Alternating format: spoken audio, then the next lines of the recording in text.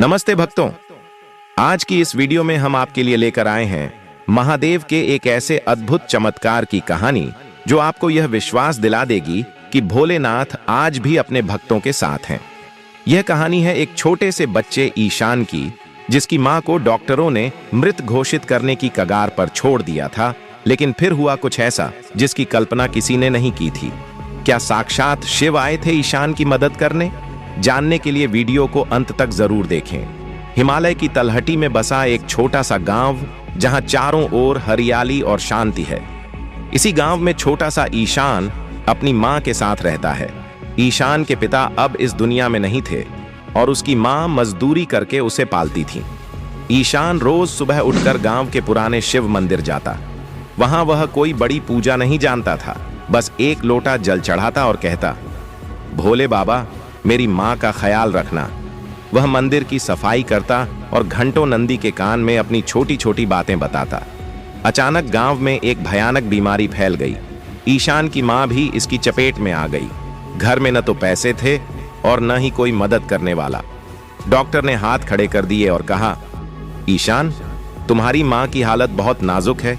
इन्हें शहर के बड़े अस्पताल ले जाना होगा, वरना कल की सुबह देखना मुश्किल है। छोटा सा ईशान सन्न रह गया।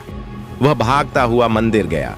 बाहर मूसलाधार बारिश हो रही थी, बिजली कड़क रही थी, लेकिन ईशान का संकल्प अटल था। उसने शिवलिंग के सामने बैठकर रोना शुरू किया। बाबा, लोग कहते हैं आप श्मशान के राजा हो, आप काल को भी जीत लेते हो। आज मेरी मां को बचा लो, वरना मैं यहां से नहीं उठूंगा। आधी रात हो चुकी थी। मंदिर का पुजारी भी अपने घर जा चुका था। ईशान अकेला उस अंधेरे मंदिर में बैठा ओम नमः शिवाय का जाप कर रहा था। तभी उसे याद आया कि उसकी मां ने एक बार कहा था कि महादेव को नीलकंठ का फूल बहुत प्रिय है, जो केवल पहाड़ी की ऊंची चोटी पर आधी रात को खिलता है। ईशान ने बिना डरे उस तूफानी रात में पहाड़ चढ़ना शुरू किया। पत्थरों से उसके पैर लहूलुहान हो गए। झाड़ियों ने उसके कपड़े फाड़ दिए, लेकिन वह नहीं रुका। वह बार बार गिरता और फिर उठता। अंत में उसे वह चमकता हुआ नीला फूल दिख गया। जैसे ही उसने फूल तोड़ा, उसका पैर फिसल गया और वह गहरी खाई की ओर गिरने लगा। जैसे ही ईशान खाई में गिरने वाला था, अचानक हवा थम गई। बिजली की कड़कड़ाहट एक मधुर डमरू की आवाज में बदल गई। ईशान को महसूस हुआ कि उसे किसी ने हवा में ही थाम लिया है। जब उसने आंखें खोलीं, तो उसने देखा कि एक लंबी जटाओं वाला भस्म लपेटे हुए एक अघोरी साधु खड़ा है। उस साधु की आंखों में असीम करुणा थी। साधु ने मुस्कुराकर कहा, बेटा, डर मत। तेरी भक्ति ने मुझे कैलाश से यहां आने पर मजबूर कर दिया। साधु ने अपना हाथ ईशान के सिर पर रखा। पल भर में ईशान के घाव भर गए और वह साधु उसे गोद में उठाकर पलक झपकते ही उसके घर के दरवाजे पर ले आया। साधु ने अपने झोले से थोड़ी सी भस्म निकाली और कहा, यह अपनी मां के माथे पर लगा देना और यह जल पिला देना। जैसे ही ईशान ने वह भस्म मां को लगाई, मां की सांसें सामान्य हो गईं और वह उठकर बैठ गई। वह बिल्कुल स्वस्थ थी। ईशान भागकर बाहर आया ताकि उस साधु का धन्यवाद कर सके, लेकिन बाहर कोई नहीं था। सिर्फ हवा में चंदन की खुशबू थी और दूर पहाड़ों से हर हर महादेव की गूंज सुनाई दे रही थी। अगले दिन जब डॉक्टर आए, तो वे हैरान रह गए। जो बीमारी लाइलाज थी, वह एक रात में गायब हो गई। पूरा गांव मंदिर में उमड़ पड़ा। सबको समझ आ गया था कि यह किसी दवा का नहीं, बल्कि महादेव का चमत्कार था। सुबह होते ही शहर के बड़े डॉक्टर अपनी टीम के साथ ईशान के घर पहुंचे। उन्हें यकीन था कि अब तक अनहोनी हो चुकी होगी, लेकिन जैसे ही उन्होंने घर में प्रवेश किया, वे दंग रह गए। ईशान की मां रसोई में चाय बना रही थीं और उनके चेहरे पर एक दिव्य चमक थी। डॉक्टर ने रिपोर्ट चेक की और अपना सिर पकड़ लिया। यह मेडिकल साइंस के इतिहास में नामुमकिन है। कल रात तक जिनके फेफड़े काम करना बंद कर रहे थे, आज वे पूरी तरह स्वस्थ कैसे हैं?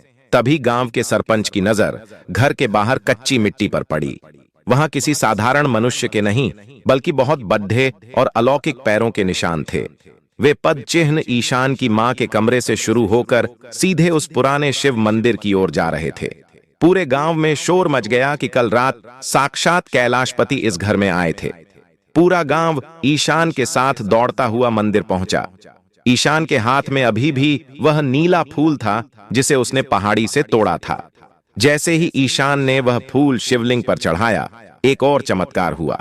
जैसे ही फूल शिवलिंग को छुआ, पत्थर की उस मूर्ति से पसीना निकलने लगा और पूरा मंदिर केवड़े और चंदन की खुशबू से भर गया। अचानक मंदिर के घंटे अपने आप बजने लगे।